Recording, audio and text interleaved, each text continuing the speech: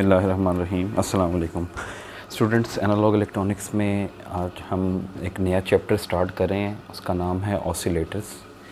अब basically oscillators का amplifier से डिफरेंस ये है कि एक एम्पलीफायर में आप जानते हैं कि आप इनपुट के ऊपर एक अल्टरनेटिंग सिग्नल देते हैं जिसकी एम्पलीट्यूड बहुत ही कम होती है, और बदले में वो आपको एक एम्पलीफाइड सिग्नल यानी एक अल्टरनेटिंग सिग्नल जिसकी फ्रीक्वेंसी वही होगी जो इनपुट की फ्रीक्वेंसी है, लेकिन उसका एम्पलीट्यूड जो है वो उसके मुकाबले में लार्ज होगा। बस मैक्सिमम ये हो सकता है कि आउटपुट पे जो आपको एसी सिग्नल मिले वो इनपुट के मुकाबले में आउट ऑफ फेज़ हो, यानी यहाँ पर अगर ये नॉन इन्वर्टिंग एम्पलीफायर होगा तो जिस तरह की इनपुट सिग्नल की शेप उसी तरह की आउटपुट सिग्नल की शेप आएगी। अगर ये इन्वर्टिंग एम्पलीफायर होगा तो आउटपुट इनपुट के मुकाबले में 180 डिग्री आउट ऑफ फेज़ होगी, यानी इनपुट पे पॉजिटिव साइकिल होगा तो आउटपुट पे उस वक्त नेगेटिव साइकिल जो है वो पहले आ रहा होगा। लेकिन इस सब के लिए आपको क्या करनी पड़ती है, एक डीसी बाइसिंग की जो है वो ज़रूरत पड़ती है। तो इसका मतलब है एम्पलीफायर में बेसिकली आप सबसे पहले बाइसिंग करते हैं, और बाइसिंग करने के बाद आप जो है वो अपने एम्पलीफायर को एक्टिव रीजन के अंदर ऑपरेट करते हैं। अब जब ये एक्टिव रीजन में आ जाता है तो उसके बाद आप इनपुट पे एक स्मॉल एसी सिग्नल अप्लाई करते हैं और आपको बदले में एक लार्ज एसी सिग्नल जो है वो मिल जाता है।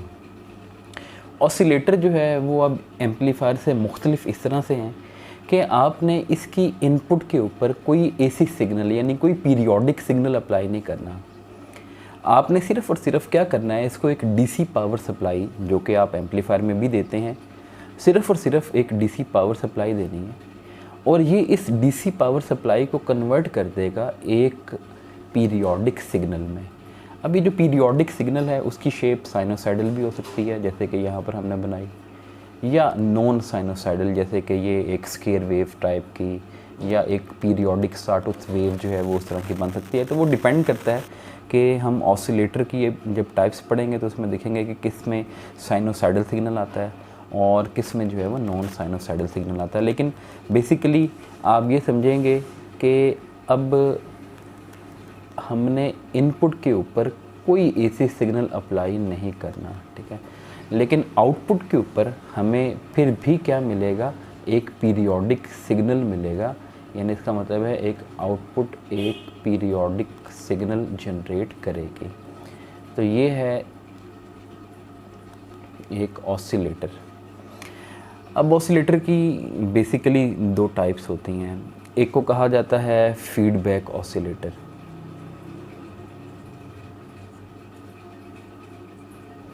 और दूसरे को कहा जाता है रिलैक्सेशन ऑसिलेटर।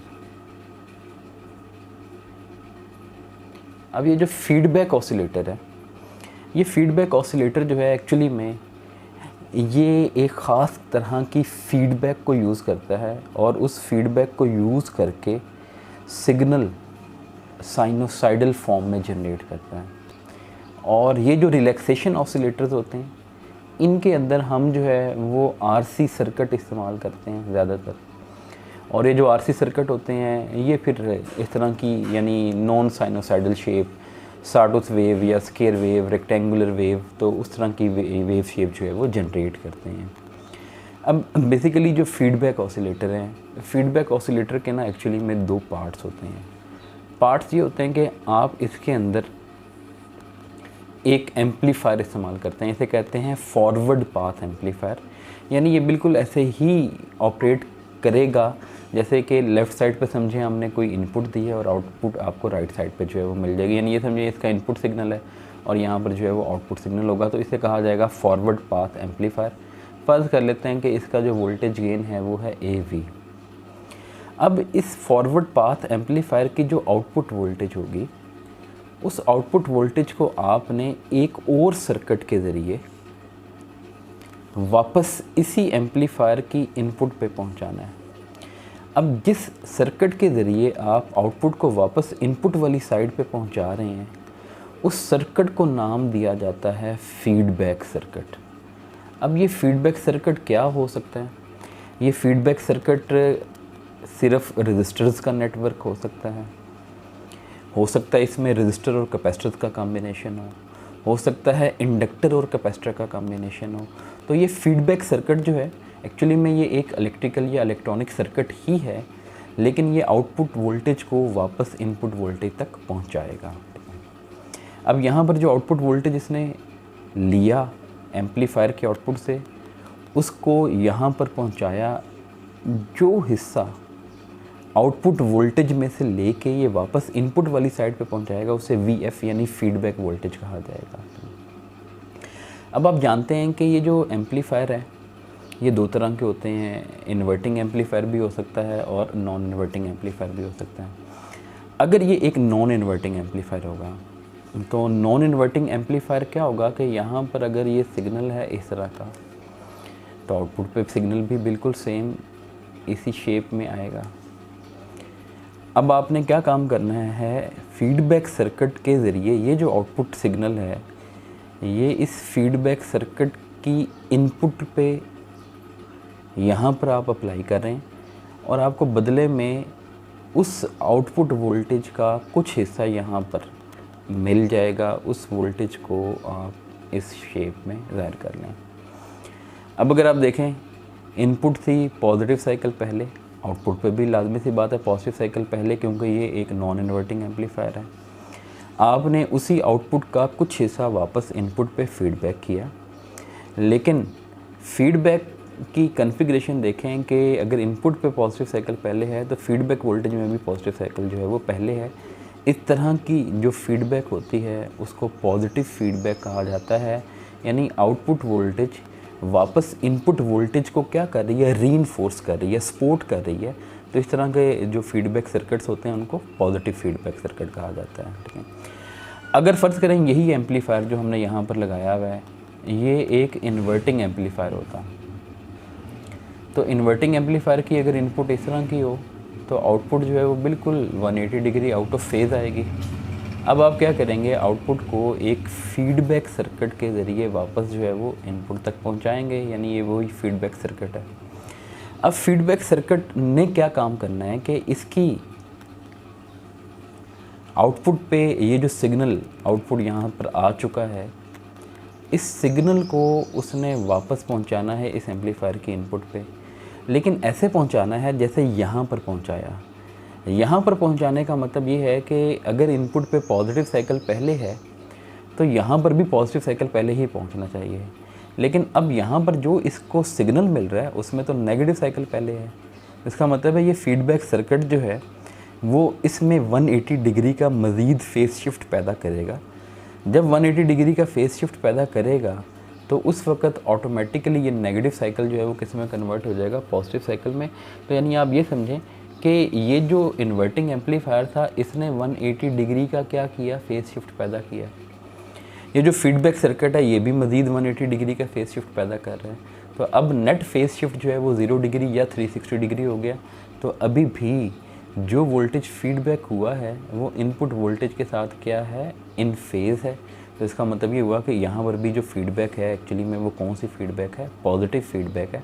तो इसका मतलब ये हुआ कि ऑसिलेटर्स में जब भी हमने फीडबैक ऑसिलेटर स्टडी करने हैं तो फीडबैक ऑसिलेटर की बेसिक जो प्रिंसिपल है कि आपने आउटपुट वोल्टेज को वापस इनपुट वाली साइड पे फीडबैक ज़रूर करना है, लेकिन वो फीडबैक क्या होनी चाहिए, पॉजिटिव होनी चाहिए।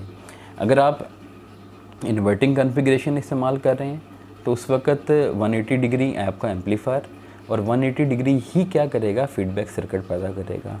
और अगर आप नॉन इन्वर्टिंग कॉन्फ़िगरेशन इस्तेमाल कर रहे हैं तो कोई फेस शिफ्ट जो है वो एम्पलीफायर पैदा नहीं करता, फीडबैक सर्किट भी कोई फेस शिफ्ट पैदा नहीं करेगा उस सिचुएशन में, और नेट फेस शिफ्ट जो है वो ज़ीरो होगी। तो यहाँ से हम ऑसिलेटर बनाने की बेसिक दो कंडीशन जो है वो जहन में रख लेते हैं। पहली कंडीशन ये है कि ये जो एम्पलीफायर का वोल्टेज गेन है जिसको आप क्या कहते हैं, AV, और ये जो फीडबैक सर्किट है इस फीडबैक फैक्टर जो होगा इसका B। अब फीडबैक फैक्टर क्या होता है, फीडबैक फैक्टर होता है कि कितना वोल्टेज इसने फीडबैक किया, वापस पहुंचाया इनपुट पे, और आउटपुट से कितना वोल्टेज इसने जो है वो गेन किया था। तो ये जो VF और V out की जो रेशो होती है उसको फीडबैक फैक्टर कहा जाता है B। इसको अटेन्यूएशन फैक्टर भी कहा जाता है। तो B is equal to V F over V out. तो इसका मतलब पहली जो कंडीशन है वो ये है कि ये जो हमारे पास एम्पलीफायर का गेन है जिसको आपने ए वी कह दिया, और दूसरे नंबर पे आपने क्या कह दिया, ये जो फीडबैक सर्किट का जो अटेनुएशन है बी, इन दोनों की जो प्रोडक्ट होनी चाहिए वो किसके बराबर होनी चाहिए, 1। अब आप बाहर देखें तो ये एक क्लोज लूप बन रही है। तो ये जो ए वी यानी एम्पलीफायर का गेन और बी ये जो फीडबैक सर्किट का जो है वो अटेनुएशन है, दोनों को मल्टीप्लाई करें। मल्टीप्लाई करने के बाद इसको लूप गेन कहा जाता है, ठीक है। तो पहली कंडीशन ये है कि loop gain must be unity, 1 होनी चाहिए लूप गेन। और 1 होने का मतलब ये है कि ऑसिलेटर की जो आउटपुट है वो क्या रहेगी, कांस्टेंट रहेगी, एक पर्टिकुलर लेवल के ऊपर यूँ मेंटेन रहेगी, ठीक है। दूसरे नंबर पे आपने देखा अगर इधर 180 का फेज़ था तो 180 का फेज़ आपने खुद से ऐड किया तो टोटल कितना होगा, 360 डिग्री या 0 डिग्री, एक ही बात होती है। यहाँ पर 0 degree plus 0 degree answer 0 degree ही आएगा। तो इसका मतलब है कि जो टोटल फेस शिफ्ट है अराउंड द लूप वो कितने डिग्रीज होना चाहिए, 0 डिग्रीज होना चाहिए या कितने डिग्रीज होना चाहिए, 360 डिग्रीज होना चाहिए। तो ये दूसरी कंडीशन है। जिस भी सर्किट में ये दो कंडीशन पूरी हो जाएंगी तो उस सर्किट को ऑसिलेटर सर्किट कहा जाएगा। तो इसका मतलब ये हुआ कि हम जब भी अब सर्किट बनाएंगे उसमें देखेंगे कि दो पास होने चाहिए, एक फॉरवर्ड पास जिसके ऊपर एक एम्पलीफायर लगा हुआ है और एक फीडबैक सर्किट जो क्या करेगा, आउटपुट को वापस फीडबैक करेगा। लेकिन हमने कंडीशन जहन में रख लेनी है कि नेट हमारे पास जो लूप गेन होना चाहिए वो 1 होना चाहिए और जो phase shift around the loop होना चाहिए वो कितना होना चाहिए, 360 डिग्री या क्या होना चाहिए, 0 डिग्री। तो ये बना के हम क्या करेंगे, डिफरेंट सर्किट जो है वो यूज़ करेंगे। तो इस चैप्टर में पहले हम फीडबैक सर्किट्स की बात करेंगे, यानी ऐसे ऑसिलेटर जिसमें हमने साइनोसाइडल आउटपुट जो है वो जनरेट करनी है।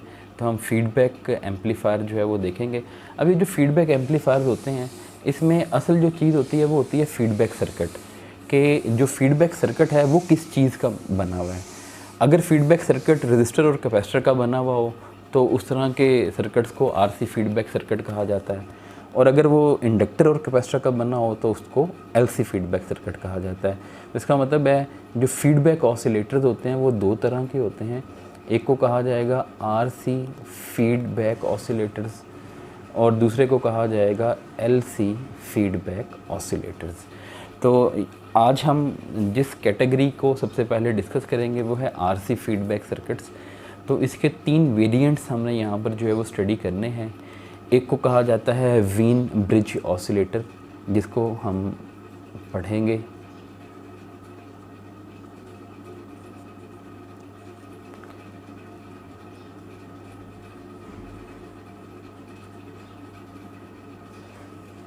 अब ये जो वीन ब्रिज ऑसिलेटर है, इस वीन ब्रिज ऑसिलेटर में जो फीडबैक सर्किट है वो किस टाइप के सर्किट का मिलकर बना हुआ है, उसे कहा जाता है कि एक्चुअली में वो एक लीड लैग सर्किट है।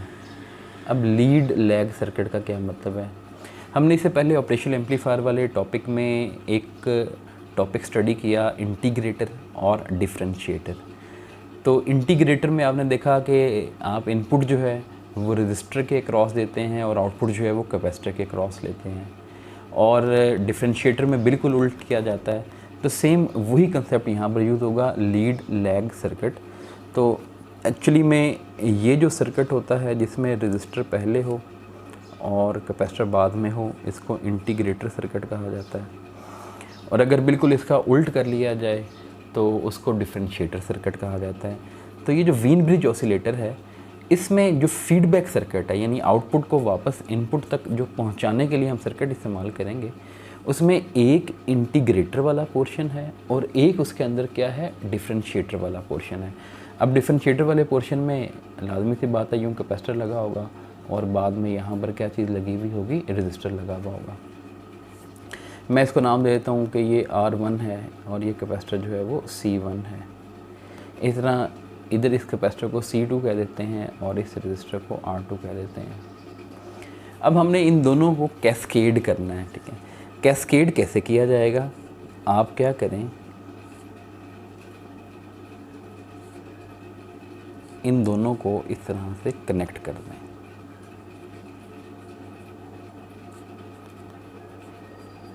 अब अगर आप सिचुएशन देखें, ये जो R1 है और ये जो कैपेसिटर C1 है, ये वही इंटीग्रेटर सर्किट का रोल प्ले कर रहे हैं, और ये जो C2 है और R2 ये बिल्कुल ये डिफरेंशिएटर सर्किट वाला रोल प्ले कर रहे हैं। तो ये हमारा फीडबैक सर्किट है। अब फीडबैक सर्किट में यहाँ पर समझें आउटपुट वोल्टेज होगी एम्पलीफायर की, और यहाँ से जो वोल्टेज हमें मिलेगा वो हम क्या करेंगे, एम्पलीफायर के इनपुट पे क्या कर देंगे, फीडबैक कर देंगे। ठीक है, तो हम सबसे पहले जो है वो क्या कर लेते हैं, अपनी आसानी के लिए अज्यूम ये कर लेते हैं कि हमारे पास ये जो R1 और R2 हैं, इन दोनों की वैल्यू किसके बराबर है, R के बराबर। और सिमिलरली ये जो C1 है और C2 है, इन दोनों की वैल्यू किसके बराबर है, C के बराबर है, यानी दोनों कैपेसिटर बराबर है। ठीक है, तो ये सर्किट थोड़ा सा जो है वो सिंप्लीफाई हो जाएगा। ये इस तरह से हो जाएगा R और यहाँ पर C, इस तरह से यहाँ पर भी ये R और यहाँ पर ये जो है वो C जो है वो हो जाएगा।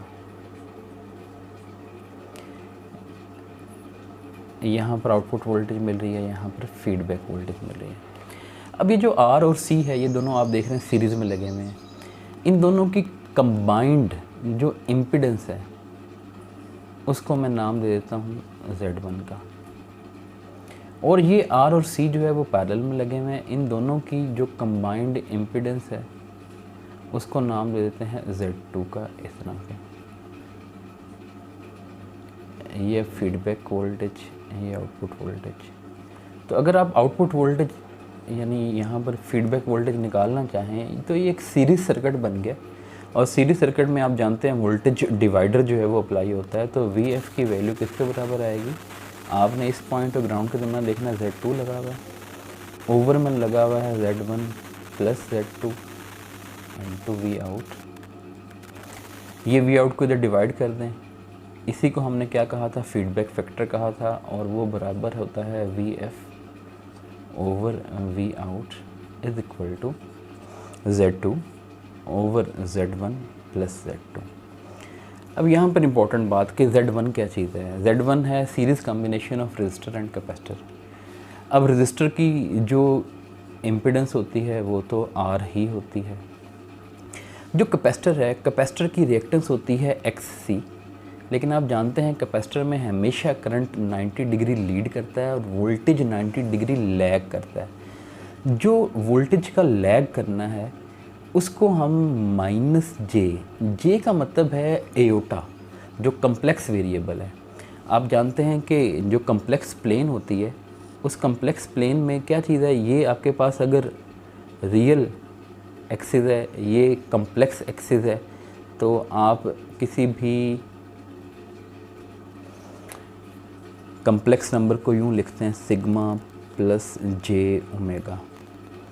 अगर आप इस कम्प्लेक्स एक्सिस के बिल्कुल ऊपर चले जाएं पॉजिटिव एक्सिस पे, तो इसका मतलब है यहाँ पर आप 90 डिग्री क्या कर रहे हैं, लीड कर रहे हैं।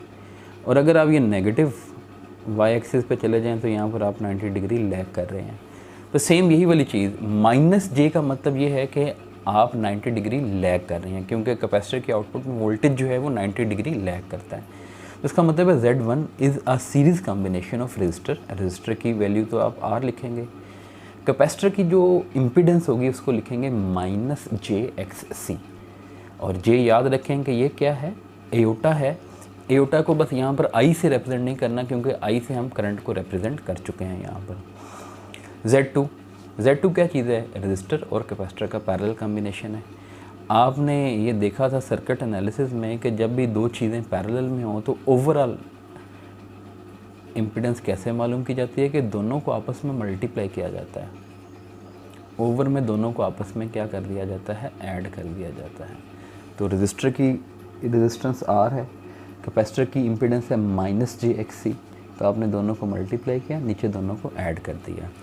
अब जस्ट हम यहाँ से B की वैल्यू जो है वो मालूम करते हैं, Z2। अब Z2 की जगह देखें ये सारा कुछ पुट करना है, मैं इसको थोड़ा सा रीअरेंज करता हूँ, -JRXC over R -JXC over Z1 plus Z2। Z1 की जगह पुट कर दें R -JXC plus Z2। Z2 की जगह यही वाली चीज़ आएगी, ये आएगी -JRXC ओवर आर माइनस जे एक्स सी। अब हम इसको थोड़ा सा एलसीएम लेते हैं ओवर में।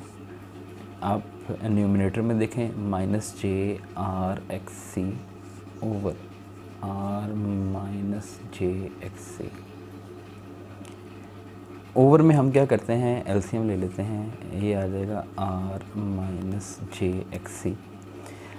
अब आर माइनस जे एक्स सी इस आर माइनस जे एक्स सी से मल्टीप्लाई हो जाएगा, तो ये बन जाएगा are minus J X C और इसका क्या हो जाएगा, स्केयर हो जाएगा। ये इससे कैंसिल होगा तो बचेगा माइनस जे आर एक्स सी, तो ये प्लस वाला साइन माइनस में चेंज हो जाएगा, जे आर एक्स सी। ये न्यूमिनेटर जो है वो आपस में जो है वो कैंसिल हो जाएंगे, तो इसका मतलब है न्यूमिनेटर जो है वो आपने कैंसिल कर दिए। न्यूमिनेटर कैंसिल करने के बाद आप देखें b की वैल्यू जो है वो आती है माइनस जे R X C, R minus जे एक्स सी स्केयर। सबसे पहले आप इसका स्केयर ओपन करें तो आ जाएगा R square plus J square X C square. अब जे स्केयर है एयोटा स्केयर, एयोटा स्केयर होता है -1 के बराबर, तो ये बन जाएगा माइनस एक्स सी स्केयर। फिर आ जाएगा minus 2ab minus 2j into R X C, और ये जो माइनस जे आर एक्स सी है ये एज इट इज़ रह जाएगा। अब आप इसको यूँ लिख सकते हैं माइनस जे आर एक्स सी ओवर ये R square minus X C square as it is आ जाएगा। ये minus 2j R X C minus जे आर एक्स सी, तो minus 3j R X C आ जाएगा। अब अगर आप देखें ये जो फीडबैक फैक्टर है ये एक कम्प्लेक्स नंबर है। हमने तो कहा था कि जो ओवरऑल लूप गेन होना चाहिए वो 1 होना चाहिए। अब लूप गेन 1 तो उसी वक्त होगा जब ये कोई रियल नंबर होगा, और दूसरे नंबर पे हमने कहा था फेज़ शिफ्ट जो है वो कितना होना चाहिए, 0 डिग्री। तो फेज़ शिफ्ट 0 डिग्री या 360 डिग्री उसी वक्त होता है जब ओवरऑल जो फैक्टर हो वो कोई रियल नंबर हो। तो अगर आप चाहते हैं कि ये एक रियल नंबर बने तो उस वक्त ये जो नीचे R square minus X square ये जो ब्रैकेट वाला फैक्टर है ये 0 होना चाहिए।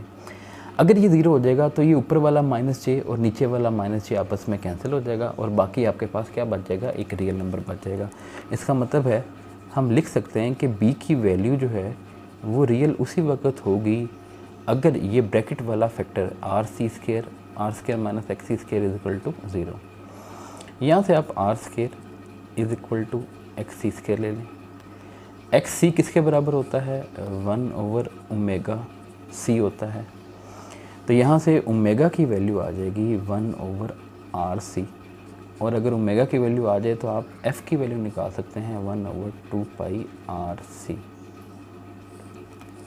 इसका मतलब है ये जो वेन ब्रिज ऑसिलेटर की ऑसिलेटिंग फ्रीक्वेंसी है वो ये है 1 ओवर 2 पाई आर सी।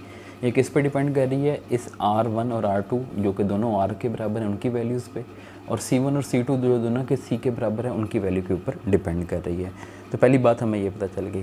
दूसरी बात, अब आप इस B के अंदर माइनस जे आर एक्स सी ओवर ये जो R square minus X square है ये तो हो गया 0, सिर्फ नीचे बचा माइनस 3j आर एक्स सी।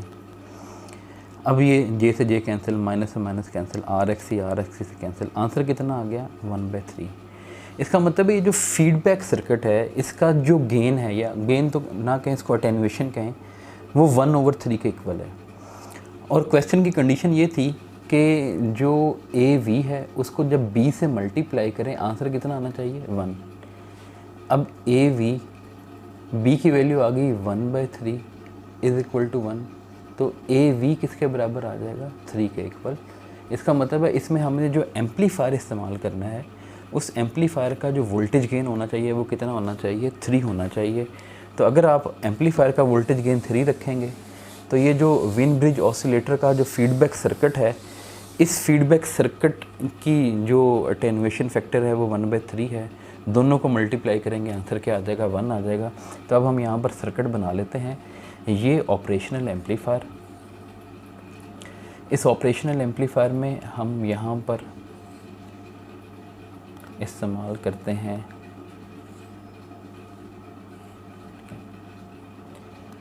देखें ये मैंने इस्तेमाल की है नॉन इन्वर्टिंग कॉन्फ़िगरेशन। इस रजिस्टर को मैं R1 कह देता हूँ, इस रजिस्टर को मैं R2 कह देता हूँ, इसको ग्राउंड कर देते हैं। आप जानते हैं कि इसका जो वोल्टेज गेन होता है वो होता है 1 plus feedback register over input register, जो कि ये R2 है। अब ये किसके बराबर होना चाहिए? 3 के बराबर होना चाहिए। यहाँ से R1 और R2 की जो रेशियो है वो किसके बराबर आ जाएगी? 2 के। और R1 किसके बराबर आ जाएगा? 2R2। इसका मतलब है कि आपने ये जो R1 लगाना है ये R2 के मुकाबले में डबल लगाना है। एक तो बात ये है, आप जो है वो जहन में रख लें, ठीक है। दूसरी बात, हमने आउटपुट को क्या करना है? फीडबैक करना है, इनपुट के ऊपर लेकर आना है। ये आउटपुट के आगे आपने क्या लगाया था? लीड लैग सर्किट लगाया था, ठीक है। यहाँ पर आपने रजिस्टर, कैपेसिटर, फिर यहाँ पर लगाया था एक रजिस्टर और उसके पैरेलल में लगा दिया था कैपेसिटर। ये इस फीडबैक सर्किट की इनपुट पे आप क्या दे रहे हैं? इस एम्पलीफायर की आउटपुट प्रोवाइड कर रहे हैं। इसको आप R3 कह दें, R4 कह दें, C1 कह दें, C2 कह दें, और इसको यहाँ पर पहुँचा दें। तो अब आप देखें ये जो वोल्टेज यहाँ पर मिल रहा है ये है फीडबैक वोल्टेज, ये आउटपुट वोल्टेज है, और ये इसके नॉन इन्वर्टिंग टर्मिनल के ऊपर जो है वो मिल रहा है। तो फीडबैक जो है वो नॉन इन्वर्टिंग टर्मिनल पे हो रही है, इसका मतलब है पॉजिटिव फीडबैक है। और आपने R1 की वैल्यू को R2 के मुकाबले में क्या किया था? डबल एडजस्ट किया था, क्योंकि जैसे ही आप R1 = 2R2 लेंगे उस वक्त जो वोल्टेज गेन है वो किसके बराबर आ जाएगा? 3। और ये जो सर्किट है, इस सर्किट में हमने R3 और R4 को बराबर रखना है, किसके? R के बराबर रखना है, C1 और C2 को बराबर रखना है C के। तो ये सर्किट जो है वो इतनी फ्रिक्वेंसी के ऊपर आपको जो फीडबैक फैक्टर प्रोवाइड करेगा वो कितना प्रोवाइड करेगा? 1/3। तो AV को 1/3 से मल्टीप्लाई कर लें, 3 × 1/3 आंसर 1 आ जाएगा। ये पॉजिटिव फीडबैक है, कोई फेज शिफ्ट नहीं। ये नॉन इन्वर्टिंग कॉन्फ़िगरेशन है, कोई फेज शिफ्ट नहीं। इसका मतलब है ओवरऑल जो फेज शिफ्ट है वो कितने डिग्रीज है? 0 डिग्री है। तो दोनों कंडीशन पूरी हो जाएंगी और ये एक ऑसिलेटर की तरह बिहेव करेगा। अब ये जो फीडबैक सर्किट लगा हुआ है इसका फ्रीक्वेंसी रिस्पॉन्स अगर आप देखें, यहाँ पर इसका ये फीडबैक फैक्टर यानी VF/Vout, ये फ्रीक्वेंसी, तो इसका फ्रीक्वेंसी रिस्पॉन्स कुछ इस टाइप का बनता है कि सिर्फ एक ख़ास फ्रीक्वेंसी जो कि 1/2πRC, जिसको ऑसिलेशन फ्रीक्वेंसी कहा जाता है, वहाँ पर इसका जो गेन होगा वो 1/3 होगा, और बाकी तमाम पे इसका गेन जो है वो उससे या तो कम होगा। तो इसका मतलब इस तरह का ये जो सर्किट होता है, इस तरह के सर्किट को बैंड पास फ़िल्टर भी कहा जाता है। यानी ये ख़ास जो फ्रीक्वेंसी है उसके ऊपर तो गेन आपको मैक्सिमम दे रहा है, उसके इर्द गिर्द वाली फ्रीक्वेंसीज़ के ऊपर जो है वो ये क्या कर रहा है? गेन को रिड्यूस कर रहा है। तो ये वीन ब्रिज ऑसिलेटर है जिसमें आप बैंड पास फ़िल्टर को या लीड लैग सर्किट को इस्तेमाल करते हैं फीडबैक के तौर पे, और एम्पलीफायर के तौर पे आप एक नॉन इन्वर्टिंग एम्पलीफायर को इस्तेमाल करते हैं और उसके एनालिसिस जो है वो अच्छी तरह से आप कर सकते हैं। तो इसमें अगर आपको कोई क्वेश्चन हो आपके जहन में कोई, तो आप पूछ सकते हैं कमेंट सेक्शन में। अपना ख्याल रखिएगा। अल्लाह हाफ़िज़।